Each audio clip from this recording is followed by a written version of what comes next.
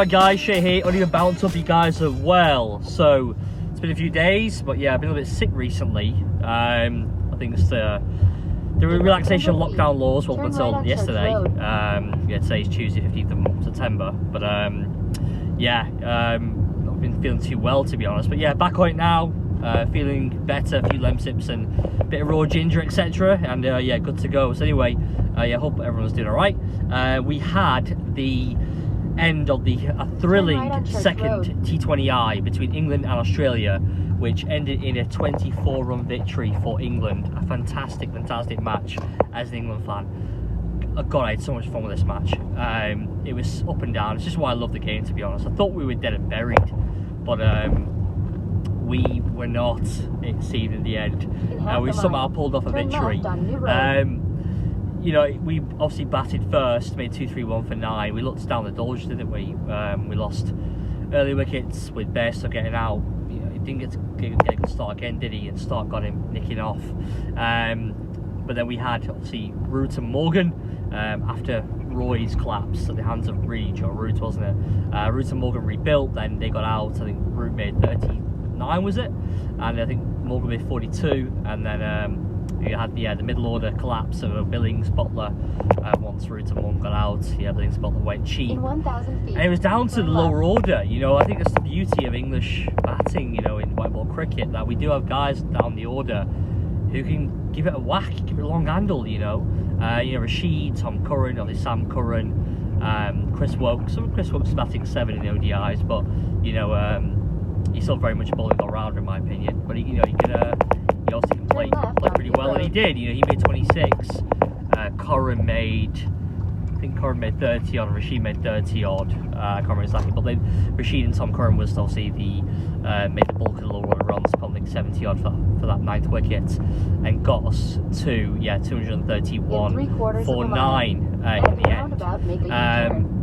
Yeah, even Archer last ball the innings slats Mitchell Marsh down around Ninty for 4 straight down the ground. So yeah, obviously every run accounts, and yeah, I think obviously Australia have been a little bit ejected from that. You know, obviously they really should have had England out for 150, 160, 170 to push, but you know, English never got well into 200, that's for sure. You know, I think 231, it would have been a bit frustrating. I think par on that wicket, you can still be at 250 is gettable. I know they were saying it was kind of a akin to a fourth or fifth day test wicket, but that being said, I think 250 is still gettable there.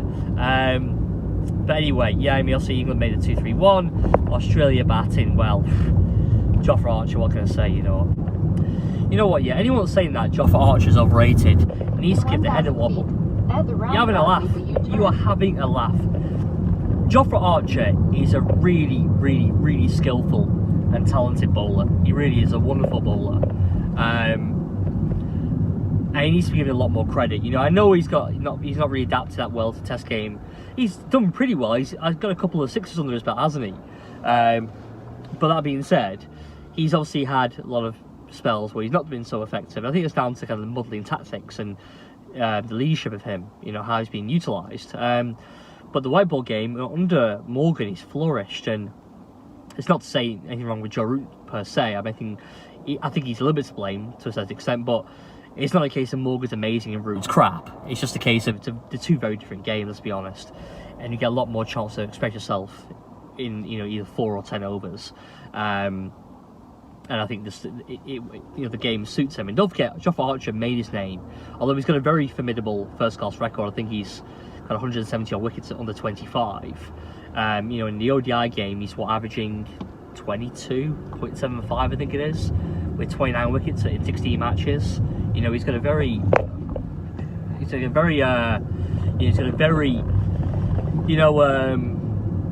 sorry, some idiot almost cut into me there. Anyway, so he's got a very impressive record at ODI level. So, I think a lot needs to be said really of that. He's done very well for himself. So, hats off to him, because let's say he's given a lot of slack, but the reality is he's a brilliant bowler. I think Wisdom called him a once-in-a-generational bowler, quite possibly, but after a year we can't decide it just yet. I'm a massive fan. I've said it multiple times in multiple videos on here, and I think we just need to cut the guy a little bit of slack. I think his attitude and the way his demeanour, he gets a bit more stick than he should get. But yeah, he has to acknowledge that we are looking, and we have got, as an England fan, a brilliant bowler in the ranks. So anyway, so yeah, why I'm going about this, because his wicket of Marcus Stoinis was absolutely phenomenal, incredible. You know, this whole thing, you know, with the whole celebration, you know, with COVID and everything, so fist bumps and elbow bumps and that shin ankle tapping bullshit, you know, that celebration, you know, whatever. 1.2 miles. It makes it's ridiculous stuff. Anyway, whatever, man. Forget about that for now. I've already did a video on Instagram about that. What I'm pointing, the way those guys celebrated the England players when he got Stoinis, if you watched it, that was pure raw emotion. They were high-fiving. None of that fist bump crap. They were all high-fiving because that was raw emotion. They knew what happened there. It wasn't Labuschagne, it wasn't Warner, it wasn't Finch, it wasn't the three key batsmen. You know, the best batsmen in my opinion in this team. It wasn't that. It was obviously Marcus Stoinis. He's okay, but he's not feared, is he, really? I would say, for England. That being said, the way they high-fived him was pretty... it just showed they knew what he had done there, Archer. He set him up and he bowled an absolute snorter. Incredible bowling, world-class bowling that was. 91 miles an hour at your throat. Thank you very much. I'll add that bit of that, mate. And lobbed up to Josh Butler, and yeah, jobs are good, and basically. So then they were they were two down. Obviously, he got Warner with another quality delivery, just back of a length, kicked him off the surface, and Warner edged it to Josh Butler. Anyway, so great opening spell by Archer. And then obviously it was the Finch and Labuschagne show. I think Finch made 79, was it? And Labuschagne made 48, and they put 107 for that third wicket.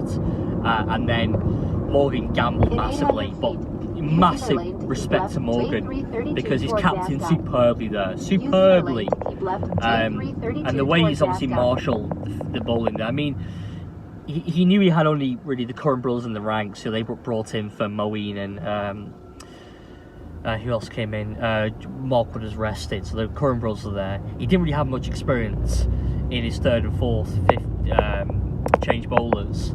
He had to do a route there, but he obviously didn't use him. But after Rashid took tap in those, you know, early middle overs, there were 25 overs gone, and so they were 100 and whatever they were for two. And England was staring down the barrel, and Morgan gambled, and he bowled Wokes and Archer out. You know, he went to his go-to bowlers, and so they bowled out for over 20 pads over 35, and it paid dividends. From memory, yeah. So then Stokes came back. He bowled.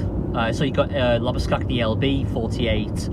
Then Archer got rid of Marsh, and then Wokes got rid of Finch and Maxwell, from memory, I believe. The Finch wicket and Maxwell wickets were poor. They're really poor. Played on the wrong line, trying to run it down to kind of third man point region, and just obviously played on the wrong line and got out. Poor batting, really, but well done to Chris Wokes. Blew the match right open. The 144 for 2 became 147 for 6, I believe it was. And then Sam Curran took over. He took 3 wickets to lower order. He got Cummins, Stark, next ball, and then he got rid of Zampa, who scratched around for a few, and it was just really kind of horrible to watch, to be honest, especially if you're an Australian fan. And then that was pretty much done and dusted. Alex Carey played a very odd knock, to be honest. Didn't accelerate as much as he should have. I mean, it's a bit odd, Alex Carey. He, you know, he should have marshalled that game a lot better. His game management should be a lot stronger. I think the guy's 29 years old. He's an experienced guy. He's not some 21-year-old. You know, he should have played better, really, I believe. Should have batted a lot better, and they should have got after it a lot more. I mean, he batted, I think David Lloyd said he faced 19 balls in the first 10 overs. It's not good enough. You know, you need to be kind of marshalling your partner a lot better in that situation. And whether he doesn't feel like comfortable at the moment, he's still fairly new to the side, surrounded by the likes of, say, Stark and coming to his batting with. maybe he didn't feel comfortable, I don't know, but if he's not felt comfortable, then he needs to have a word with himself, because he needs to get comfortable quickly. So anyway, yeah, Carey eventually, when Hazelwood came in, even Hazelwood at the beginning was scoring at a high strike rate than Carey, but then Carey went off the Rashid a little bit, I think going off Tom Curran as well. Who has Tom Curran, to be fair to him, went wicketless, but went in 28 of his 10 overs, bowled really well. Bit different to what we normally see, but more length balls, and his line was, you know, he was kind of mixing up a little bit rather than just kind of getting to the surface with his variation of slow balls. We did see that, but it was much less than we normally see. So, you know, well done to Tom Curran. Very much part of that win from a bowling perspective for England. And with the bat, he obviously batted really well and got England to 230. So, yeah, really good game overall for Tom Curran. Sam Curran only played a handful of ODIs for England. I think we counted one hand how many he's played, and he bowled really well, didn't he? So, good to see Sam Curran.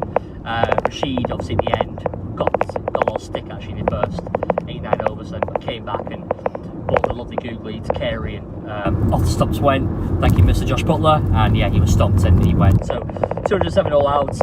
Great game of cricket, you know, massive respect for both his captaincy. Josh Archer, wonderful bowling. Really well done to Tom Curran, Nadir Rashid with the bat, and Tom Curran as well with the ball. It was a really good performance. And it was a great game of cricket. So yeah, let's see what happens. Look forward to the next one. So tomorrow, the final match of this series and the final match of the summer. Been fantastic summer, hasn't it? So well done to ECB for getting it on, because we all thought, I think, that we'd get pretty no cricket this summer, but England have done remarkably well to get 3 really good series for us in West Indies, Pakistan, and Australia. So yeah, that's it for me, guys. Yeah, look forward to tomorrow. Can't wait over to another great game like it was on Sunday night. Yeah, let me know your thoughts, guys. What you think? Will England go over the line tomorrow, nick the 3rd match and win the series? What do you think about Australia? Obviously, they snatched defeat from the jaws of victory again. What's going on there? Is it the character in the Australian side? Is it something we've not seen from previous Australian sides? Is there a soft underbelly to it that, you know, that needs to be addressed? Or just a few brain farts, you know, now and again? I mean, they've got enough experience that side, haven't they? Really to get them over the line, you know. They should have really, you know, sampled that first T20. Should have won that. They should never have lost that match. Should never have lost on Sunday. But they did. So anyway, so yeah, let me know your thoughts, guys. If you enjoy the content, yeah, like the video and subscribe, and I will see you on the next one. Cheers.